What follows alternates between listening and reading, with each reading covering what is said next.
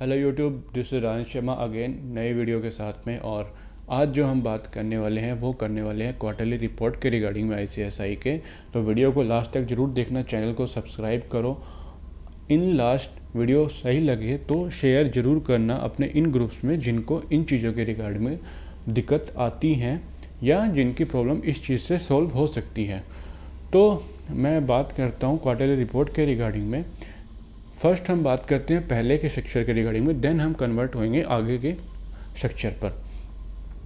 जो previous structure था उसमें जो फाइलिंग होती थी वो हमारी फाइल होती थी फिजिकल फॉर्म में। फिजिकल फॉर्म होता था 2 पेज का, जिसको हम फिल करते थे। फर्स्ट पेज में हम अपनी डिटेल लिखते थे, हमारा रजिस्ट्रेशन नंबर होता था। हमने ट्रेनिंग में 3 महीने का जगह क्वार्टरली रिपोर्ट जाता है तो उसमें हमने क्या क्या काम सीखा, कब से कब तक हमारा ट्रेनिंग स्टार्ट हुआ है, क्वार्टर रिपोर्ट क्या है, वर्किंग डेज क्या है, वो सब चीज़ें। सेकंड पार्ट होता था जो वो ट्रेनर्स के रिगार्डिंग में होता था। ये चीज़ें इसलिए कि अभी जो है वो हम ये चीज़ें फाइल नहीं कर रहे हैं, तो अभी जिन बच्चों की ट्रेनिंग चल रही है उनको ये नहीं पता है कि उनका ट्रेनर फाइल क्या कर रहा है, क्योंकि वो ये सब चीज़ें नहीं देख सकते हैं। और जिनको पता है वो वेल एंड गुड है, जिनको नहीं पता है तो उनके लिए मैं बता रहा हूँ। सेकंड जो था उसमें हमारा परफॉर्मेंस के रिगार्डिंग में जाता था कि ट्रेनर हमने जो काम किया है उसमें क्वेश्चंस होते थे कुछ 10 to 15 क्वेश्चन होते जो ट्रेनर को भरने होते थे, जैसे excellent, good, very bad, bad, उन रिगार्डिंग में। देन ये होता था कि हमें ट्रेनर साइन करता था, स्टैंप लगाता था, देन हम उसको अपलोड कर देते थे। अपलोड हम करते थे वो क्वार्टरली रिपोर्ट का नया पोर्टल बनाया था आईसीएसआई ने स्ट्रीमलेट से पहले। उससे पहले हम ये करते थे कि हमें मेल के थ्रू भेजना पड़ता था। देन हमें पर रिक्वेस्ट आती थी कि आपकी ट्रेनिंग अप्रूव हो गई है या नहीं हुई है क्वार्टरली रिपोर्ट के रिगार्डिंग में। फिर अभी जो बात करते हैं वो है स्ट्रीमलेट के रिगार्डिंग में। स्ट्रीमलेट के बाद में इन्होंने ये कर दिया था कि जो हमारी फाइलिंग है वो तुम नहीं करोगे, मतलब ट्रेनिंग नहीं करेंगे, वो करेंगे ट्रेनर। ट्रेनर्स के लिए ये था कि उनको ये हो गया था कि अरे भाई अब तो एक काम और बढ़ गया कि जो हमारे ऊपर पहले साइन करना था वो अब हमें खुद में करना पड़ेगा। पहले रिस्पॉन्सिबिलिटी होता बच्चे का कि हमें करना है, 1 मंथ का टाइम होता था, उसके अंडर में हमें क्वार्टरली रिपोर्ट फाइल करनी पड़ती थी। मान लीजिए अभी जैन टू मार्च में अगर होएगा तो अप्रैल 31 से पहले हमें वो फाइल करना है। हर 3 मंथ का प्रोसीजर यही चलता है। पर अभी यह है कि अब ट्रेनर्स को फाइलिंग करना पड़ेगा, तो उनके लिए एक तरह से बर्डन उनको लग रहा है। हमारे लिए रिलीफ है थोड़ा, क्योंकि अगर इन केस लेट भी होगा तो वो ट्रेनर का गलती होगा, वो हमारा गलती नहीं होगा।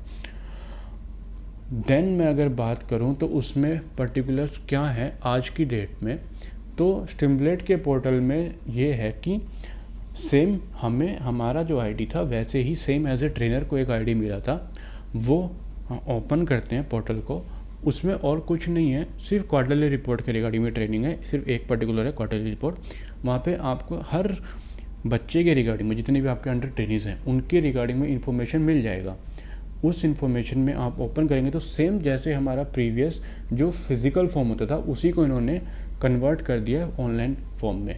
वो आप ऑनलाइन उसको फिल करेंगे, मेंशन करेंगे, वो सबमिट कर देंगे। देन ये होगा कि सबमिट करने के बाद ट्रेनिंग्स के पास जो उनके रजिस्टर्ड ईमेल आईडी है उन पे मेल आएगा। मेल क्या आएगा? मेल ये आएगा कि भाई आपकी जो ट्रेनिंग की क्वार्टरली रिपोर्ट है, मतलब जो भी है क्वार्टरली 1, 2, 3, 4 जो भी है वो आपके ट्रेनर ने फाइल कर दी है। पर उसमें ये नहीं लिखा होगा कि आपकी जो लीव्स हैं वो ट्रेनर ने कितनी फाइल करी है, तो वो आपको चेक करनी पड़ेंगी। उसके बारे में भी आगे बात करते हैं। उससे पहले एक जो चीज़ है वो है ट्रेनर्स के रिगार्डिंग में कि जब वर्किंग डेज़ की बात होती है कि वर्किंग डेज़ हम कितने फाइल करने होते हैं, संडे को हमें काउंट करना है, सैटरडे को काउंट करना है, कई जगह होता है कि सैटरडे ऑफ होते हैं, सेकंड सैटरडे ऑफ होते हैं, तो उसको किस हिसाब से लेकर चलें, क्योंकि सबका ट्रेनिंग का प्रोसीजर फिर अलग हो जाएगा। वर्किंग डेज कोई फर्म में कहीं पे सैटरडे ऑफ नहीं है, कई फर्म में ऐसा है कि सैटरडे ऑफ है। देन उस चीज़ में हम क्या करेंगे, तो मेन बात आईसीएसआई की गाइडलाइंस वगैरह हैं या फिर आईसीएसआई की कोई भी इंस्ट्रक्शन है वो कोई पढ़ता ही नहीं है। सबसे बड़ी दिक्कत ये है कि उनको सिर्फ सॉल्यूशन चाहिए, ना बच्चे ये चीज़ पढ़ते हैं ना ट्रेनर पढ़ते हैं।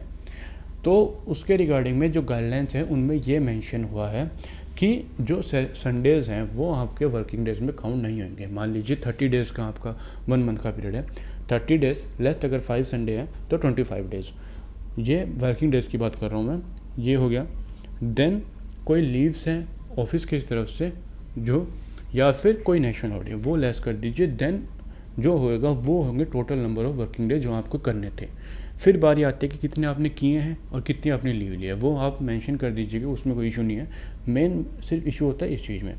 पर ये भी ICSI को इस चीज़ से कोई फ़र्क नहीं पड़ता। पहली बात, चाहे आप ऐसे भरो चाहे कैसी भरो, उनको सिर्फ फ़र्क पड़ता है वो लीव से पड़ता है। पर जनरल जो चीज़ है, जो मेंशन है, वो यही है कि प्रोसीजर आपका यही रहना चाहिए। देन उसके बाद में हम बात करते हैं कि कोई फ़ाइन या कोई लेट फीस लगेगी या नहीं लगेगी। पहले ये होता था कि हम लेट फाइल करते थे तो कई बार ऐसा होता था कि वो पूछते थे कि आपने लेट फाइल क्यों किया। पर अभी मुझे नहीं लगता कि ऐसा कोई आया है, क्योंकि ऑनलाइन में कर दिया तो सीधा उसमें अप्रूव या नॉट अप्रूव का स्टेटस आता है। जनरल जो मैंने किया है, अदरवाइज़ अगर लेट हो सकता है थोड़ा, तो मे भी ऐसे चांस है कि वो इन फ्यूचर फ़ाइन लगा दें या कुछ कर दें। पर ऐसा कोई अभी तक कोई इनकी गाइडलाइंस नहीं है फ़ाइन्स के रिगार्डिंग में।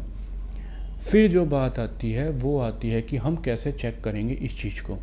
तो स्क्रीन पे भी मैं यहाँ पे आपको शो हो जाएगा कि कैसे हम चेक कर सकते हैं। आप अपना स्टिमुलेट खोलिए, लॉन्ग टर्म ट्रेनिंग में जाइए, देन आपको जहाँ पे आपने ट्रेनिंग करी है वो शो होगा, या चल रहा है या आपने चेंज किया, जहाँ पे भी है, जहाँ पे आप हैं वहाँ पे क्लिक कीजिए। सबसे नीचे क्वार्टरली रिपोर्ट का ऑप्शन आता है, तो वहाँ पे क्लिक करना। देन आपको उस अपनी ट्रेनिंग के लीव्स, आपने कितनी ट्रेनिंग क्वार्टरली हो चुके हैं, भर चुके हैं, कितनी लीव ले चुके हैं और टोटल कितनी लीव हो चुकी है, वो सब वहाँ मेंशन हो जाएगा। तो वहाँ से आप चेक कर सकते हैं कि इस पीरियड में हमारे ट्रेनर ने कितनी फाइल करी है।